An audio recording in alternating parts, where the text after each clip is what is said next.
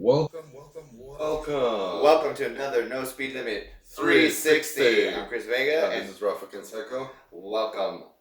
Just want to let you guys know you guys can catch our video podcast on our YouTube channel, and our Apple, Apple, Google, and where else? and And- shout out Engine. Oh, and shout out Engine. You can actually catch it. And then go ahead and follow us on our Instagram at No Speed Limit 360, where we go ahead and post all the stupid, crazy stuff that we like to do. All of them. All of them. All of them. And Yep.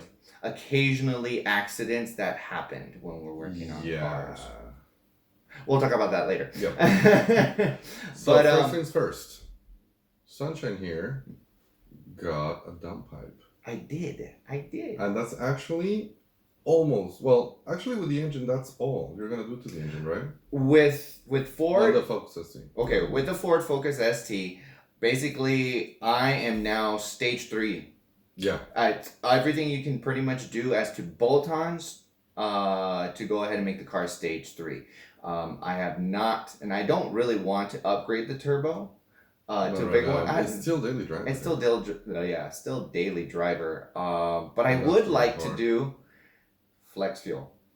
That sounds fantastic. I I heard would- really good stuff about I it. really want to do the flex fuel. Once the car's all paid off and everything, I would really love to do the flex fuel. That's just going it's- crazy. Yeah, that's gonna be fun though. But you can put 100 octane on there. I can, because it's a smart tune, Yeah. and we'll get to that. We shortly. need to talk about that right now, actually. The access port Okay. from Cobb.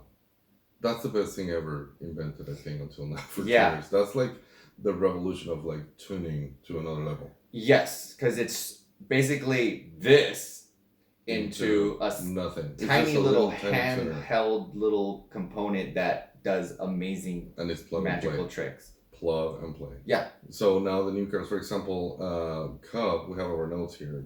Cobb is interesting story. They started in 1999, and the big thing that made their name, I think, because that's the first time that I heard about them. Mhm.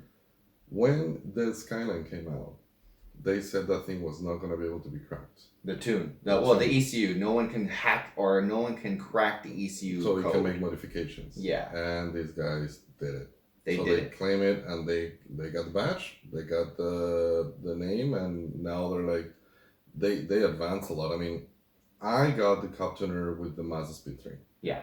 And no mods, no anything, and they have like, you can go from stage 0, 1, 2, and 3 that are preset on that thing, but It's it all will tell according. you what you need to have, because Cobb tells you all the parts that you need to turn into the car from stage 1 all the way to stage 3. Mhm. So, and special things, but if you buy everything from Cobb, because they already like test it, tune it, and they have everything from that car with their stuff. So stage 1 is just, they tune it perfectly for use of 91 fuel, only 91, and no mods added. That's the stage 1. That's the one I had on the Mazda Speed. Yeah. Well, no. Well, it takes it's stage 1 is like the air filter and 91. Air filter and 91. Yeah. True. Those are that's the basic off the shelf tune from the Exactly. access port. And it worked beautifully. I mean, you can feel the car like super peppy, like more aggressive. Mhm. It will breathe better. It feels like it moved better. Like it feels lighter. And that's the sad part, that it runs better than the Original. the factory ECU tune. And It's- even and then you can take it off, completely take it off, take it to the dealership, nothing happens. Well, and everyone, let's touch that really quick, because everyone's afraid about putting a tune on your car and everything and destroying the manufacturer warranty and everything. Now, if the car has a problem that does not pertain to the tune, like say a control arm's busted and everything, and you don't have to worry about the extended warranty not Sure. covering it, because it has nothing to do with the tune. No. As long as the whatever's being broken or damaged or anything does not pertain to the tune, you're good. Yeah. You're clean and clear. Now, if you throw a rod because you up the boost a little bit, Well, I mean, I but mean, that depends, because the guys from Cobb like keep it pretty safe. They yeah. don't do anything crazy with the That's true. preset ones. No, the preset ones are only pushing the peak boost is 22. So it's still like pretty good. I mean, it's gonna wear and tear faster. That's Yeah. a given, but it still stays under like the normal. Yeah, it's kind of like a little bit like, hey, we're gonna help you out, make and give you a little bit more fun, and allow you to kind of, get the most out of that engine. But we're not gonna be like, oh yeah, here's a tune with 30 pounds of boost, and Yeah, this is gonna blow. and just blow the engine and call it a day. So what Chris did, like for example, he started like doing tuning the car like little by little. So you started with the air filter, then you did the intercooler, Which I had to switch out because it wasn't efficient. Still wasn't he efficient. had one, but it was not efficient. And then you got the right one. Yeah, and I got the right one. The hood scoop, that was crazy, like crazy. Oh yeah, the Velocitech snorkel. It's like a snorkel, so it just catches more pressure than the regular setup that they have. Then you up the pipes from hot and cold, from the intercooler to the turbo and to the engine. To 2.5 inch. Yeah, and I think its original is like what, like 1.9. Oh, dude, it's like a 1 3/4. They're small, tiny little pipes that are very inefficient. Now is the downpipe. Yes. But check this out. If you put that on your car, all of it, without a proper tuning, you might feel the difference, but you will not take advantage of the whole thing. Mm-hmm. And this is where the Cobb tuning comes in. Yes. Now I will go ahead and be able to use all those parts to its max potential. Those parts to its full potential. And on a safe way, because if you do that, and these are not all Cobb parts at all. They're like picked, and we both kind of like studied in, hey, there's this part here, there's this guy here, reviews. This has better reviews. We love kind of like just sitting down and trying to see what parts we can get and which one would benefit us the most. Blogs help a lot, and reviews help a bunch. So if you buy parts, just try to put something down, because other people like you, like me, are going to see the reviews and say like, hey, you know what, this didn't work, this worked like this, you need some modifications, just beware. That helps a lot. Even for the manufacturers, I think they look at that and they try to make corrections so you can make the product better. Yeah, exactly. And so it's not like I went ahead and said, hey, you know what, let me just go ahead and buy everything from Cobb and use everything that Cobb has to make, and then use the Cobb access point. You can do that. You can. You really can. But we cannot just sit down and no, because I feel with where I want to take the car to, or what I want to do with the car, all those other parts that I installed are going to complement my driving style and my goal. That's the whole thing. What I want for the car. So that's what he wanted. But this is a cool part. So what happens when you don't have that, but you have preset tunes from Cobb? Well, you're limited, basically. But Cobb has something. You can send the tune to a specific tuner, and he will sit down on his computer, do his thing. He will make you do test runs, right? Yes. He'll have you... It's called data logging. Yeah, your data logging, you install the tune, you drive, that way the ECU or the tune learns your driving styles and new parameters. Then you data log, and you send those data logs to the tuner. Exactly. And he will sit down, review them, see all the parameters that he needs to adjust. He will adjust them, email them to you, and then download them on your computer, put it on the access port, and voila. Now you have a new really tune. Good freaking custom tune for your car and your modifications, not a general off-the-shelf tune like access port has already installed. You want to make sure the car, with me, I wanted to make sure the car is running efficiently and having a good amount of power where it's going to be reliable. Yeah. And it was impressive, like when he told me what he did, and then we drove the car after the tune, it was just amazing. I mean, the car is like, sounds super healthy, really fast, and now the only thing that we have left is to put it on the track. Coilovers, actually. True. So that's going to be another step. Yeah. So he's actually, I'm really impressed of what Chris has done with this car. It's actually come really clean, and I like it, even though he can't beat me on the track yet. You know what? I'm almost there, so I'm on your tail. Yeah. He is. But now I had to catch up because he was putting too much on his car, so I bought a new seat, harness bar, and coilovers. Yes, and I'm going to have to jump in there. Believe it or not, you may think, why did he buy a seat? That's not a good modification. Believe it or not. You move around on that thing like crazy. Yes. Even on the 350Z, and I did something that is like the ghetto seat on the 350Z. So I'm 6'1", and with the helmet, I'm like borderlining it. When I had the Miata, there's something called, and it's online, and I'm dead serious. It's called a foamectomy. So that means to remove foam from the bottom of the seat. Like, that sounds very painful. I know, it was painful when I did it. So what you do is just like literally peel off the bottom part of your seat and cut half the foam and put it back again. So you like reduce at least half an inch. Or an inch completely? Is that like a vasectomy? Yeah. Because you're peeling something and cutting. No, the vasectomy, you just cut it. Oh, okay. So what you do is like you cut that part of the foam and you kind of like reduce your height in the car. So I did the same with the 350Z because I was like shoot, I haven't bought a seat. We were going to the track, so I did the same thing and it synced me a little bit. Even though you are synced more on the seat, it's still your legs is like you're opening your legs everywhere every time that you turn. Now when you have a racing seat, the sides where your thighs are, like that thing will keep your legs completely... kind of sticks up more and kind of keeps like your legs in place. Yeah, that's a very important thing. And also your shoulders and your body, like, or the upper part of the body, you're not like sliding. Side bolsters. Exactly. So that helps a lot. Because if you do regular car, like for example, your seat is not the best. He doesn't have the Recaro seats. My seat sucks. I have the ST1 package where it have the cloth junky seats, but believe it or not, you end up more tired because you're like fighting with your legs, clutch, gas, brake, and then you turn, and then you're like fighting with your other leg, like trying to push you away from with the knee. I mean, it makes a difference.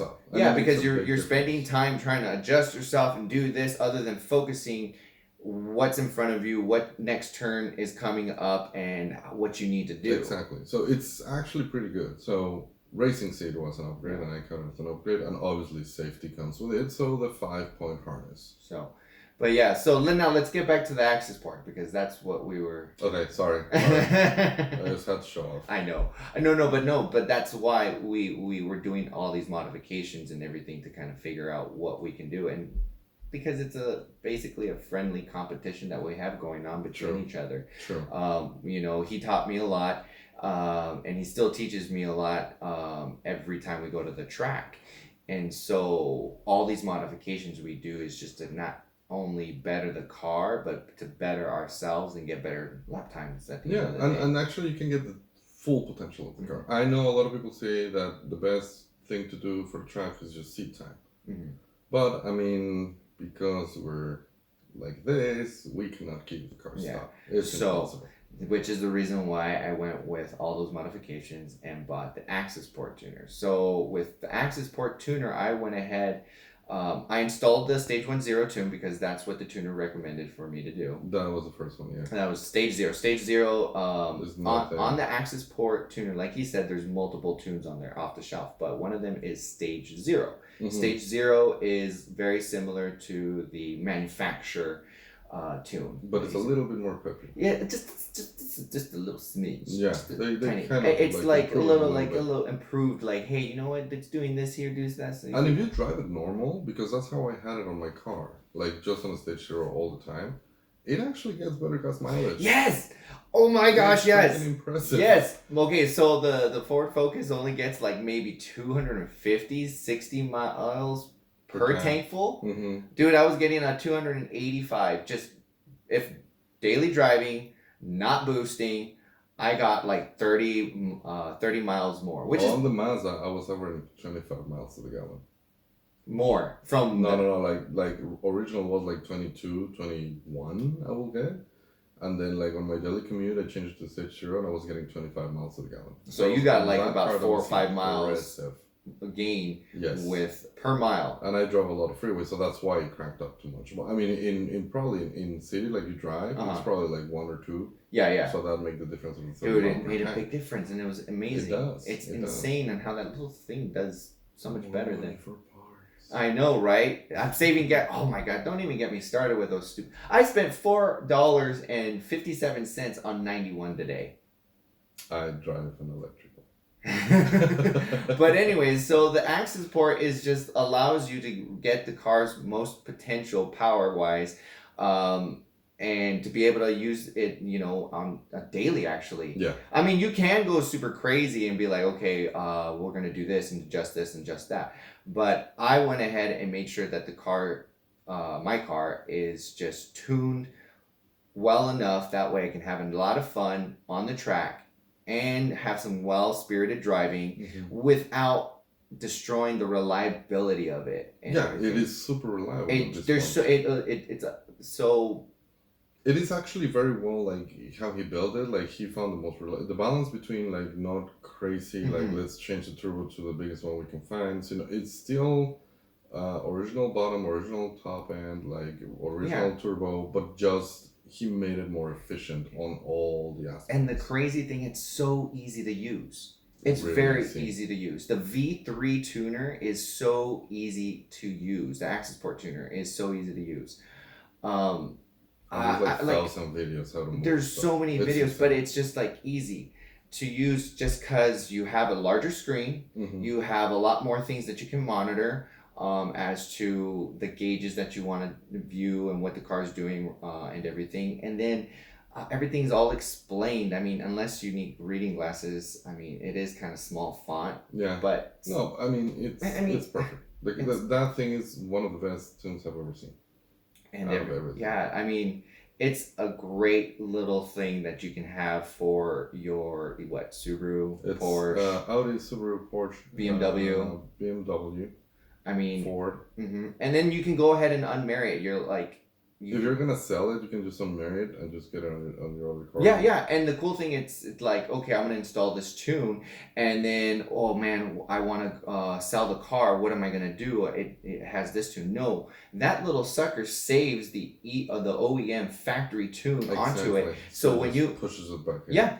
When you want to unmarry it, you go ahead, you put uninstall, and it removes the tune that you added on there and puts back all the factory settings as if it came back out from the dealership. Yeah. And it's perfect. Well, what I did with my Mazda is like when I sold it, I told the guy that I sold it, hey, I have the access port you wanted. Obviously, he paid me an extra, and I threw it in with the car. And later on, he said like it was the best thing like I could give him with the car. Like he was really happy with that thing. It's just, I mean, that's why we're doing it with the podcast today, because it actually is a really great tool. Yeah, it is. The cars nowadays just aren't able to handle all the modifications that you put onto them. Certain cars are a little bit more, temperamental. Picky, yeah. They're picky. Subarus especially. Subarus and Evos, they tend to be a little bit pickier on what. And this comes all from the factory ECU, but with the Cobb tuner, it can open a lot of doors. Yeah, I mean, and then you go ahead and throw that sucker on, and you got. So that's what we have today for our cars. But we need to say what we did last weekend. Oh, okay. Yeah. So, aside from all of that, we went to Adams Motorsports Track, and Saturday. Yeah, Saturday. So every first Saturday of the month, they do time attack and drift practice. Yeah. That is $50 for like 3 hours, and it's a lot of like. I know it's a small track, but if you're learning, this is the perfect place to learn. Because it's very technical. It's only one car at a time on the track, and it's really good. So. I decided to take the Charger. You mean the Durango? Shut up! It's not a Durango. I tease him all the time because it's a lot higher off the ground. Yeah, to lower the Charger, and I'm not doing it. So it's a Dodge Charger 2016 RT. No. And really tall. That's what it stands for. And it's with the 8-speed with the 8-speed transmission, the automatic transmission. It's actually a really good transmission. I'm not a fan of automatics, but this one actually works pretty good. And so, what did we do with the Charger / Durango? So I put them on time attack. I said, like, let's see what this thing can do. I disconnected traction control and stability control on that sucker. There's no way to put traction in those tires on the track. More on Adam's track because they use it for drifting, so it can be more slippery. But let me tell you, I power slide every single corner on that little track, and I had a blast. And you can see the videos on Instagram. I uploaded a couple of them. Check them out at No Speed Limit 360. So now I have the driftage, like really bad. And Chris has been suffering that because it's that day I've been texting him and asking him. We have the Beamer on the works. We're building it and trying to bring it up. But of course, my hot-headed gearhead is starting to think like, why in the world they don't use chargers or bigger cars for drifting? I already know Number one why. is the weight. Yeah, that's. You can break a lot more parts with that thing. It's. Tires go like there's no tomorrow. But you have the big V8s. You do have a big V8, but that V8 is basically pushing a big old torta. It is. It is. Well, if you notice, all the drift cars, they're very light, small, They're all nimble. S15s. I mean, yeah, we've seen we've gone to drift events and we've seen Corvettes drift. We've seen the Viper. I mean, you can drift all those cars, but the thing is Formula that it's D. more That's what I was talking expensive, about. and it's Formula D that their budget is like way crazier and all the stuff. Mhm. But we saw the track more BMWs. BMWs. Way A more. lot BMWs. more. Like that day that we went, there was like probably like It's crazy because 8 cars that were it's- Beamers. it's like an era changing because It's transitioning. yeah, it's transitioning from something that S15s and the S14s, S13s, because They're- there's no S15s in the I mean, United sorry, States. S14s and S13s. They're like changing towards now the cheaper BMW. BMWs. So. Mhm. And before that, we used to see a lot of SC300s Mhm. with 1JCs, and then we still see the Toyota Cressidas around. Mhm. Now, everybody wanted to put the RB engines on it and the SR20 engines to drift. Like, the basic thing that you will see was an S13 with an SR20 engine. Mhm. That was it. Now, it's Beamers. And it's so weird because now Beamers are putting the LS engines on it. Yeah, they're getting everything now. So that's the interesting part. But I was researching yesterday actually that he sent pictures. It's So, like I was 11 thinking, o'clock like- at night and I get a like SC400. I'm like, go to sleep. Now I don't see them anymore. No. They're still in the street, and I searched in Craigslist. That's the worst place to buy cars, but there's still some in there. And the interesting thing is that I was looking for the 1UZ engine. That's a Toyota V8. Yes. And they say that it's actually really reliable. It's a 32 valve. The thing's a engine. tank. Exactly. The engine's just like a beast of a tank. It It's is just a tank. like. It has 300 horsepower, And and you how can many do. foot-pounds of torque? It's like 280. That's still not bad, but if you put that on a light vehicle, But the thing is, no, not changing on the light vehicle. So if you put it on the SC, if you buy an SC400, then you do the swap for the manual transmission. oh, okay, yeah. Then it may work. And happily, yesterday, I saw a guy on the street with a GS 400 or 430. Mm-hmm. The old school, it was like around like in the early 2000s. Mm-hmm. This guy had, the car was done. It was completely modified. And he revved that engine, and it sounded like a gnarly V8, American V8, and he had the gargle every time he shift, meaning he still had the automatic transmission on that. He didn't do the swap, and it sounded actually really good. So what you're saying is that you want to put a V8 engine, Toyota V8 engine into the Charger. No, Okay, what are we putting it in there? no, we're buying an SC400. Okay, you got a 350Z, you got a Charger, you got a BMW, and now you want an SC400. But I want the V8. Well, you don't have anything to tow the car. I have something to. I need a trailer. You need a trailer. That's the If most. someone is selling a trailer for a one car. Okay, this is what we're gonna do. please. We're gonna go ahead and remove the whole body from the Durango and strip it, and Charger. we're gonna make the chassis a tow car. a tow car, and we're gonna like mount the BMW in somewhere, some form. to Look, make it. shut up, because if I get the BMW, you're gonna be like, you want to sell it to me? You want to sell Oh it yeah, to me? dude, you gotta. That thing was dirt cheap. It was super cheap. It was dirt cheap. It was crazy cheap. Dirt cheap. And I made sure that okay, like I don't know if you guys remember, but he has a tendency to get a car, slightly fix it up, And I'm like, I'm bored. Yuck. And I sell it. And then he sells it. And I'm like, I think a lot of the people that look at us and like listen to us probably do the same probably thing. do the same thing. And I'm like, I'm the same way with my cars too. I just like them and I get bored of them and I sell them and everything. So I'm just like, no, we're gonna strip it and we're gonna make sure we get rid of all those parts, light all those extra parts that we took out on fire, and make sure they're not accessible to him to install. A perfectly good rear seat for the Beamer. Yeah, because this is an E46. I know I got in trouble because he was like, I could have sold that. Yeah, bullshit. You would have installed it. Brought it out and done deal. So right now I went into that thought process, and I was reading one of the blogs on Modified that they said that the E39 that means is the BMW, so you can guys kind of like more or less like know which one I'm talking about. The E46 on that time came until the 2004, I think, from 99 to 2004. I think I'm not completely sure. That era like of the BMW, it came the 5 Series.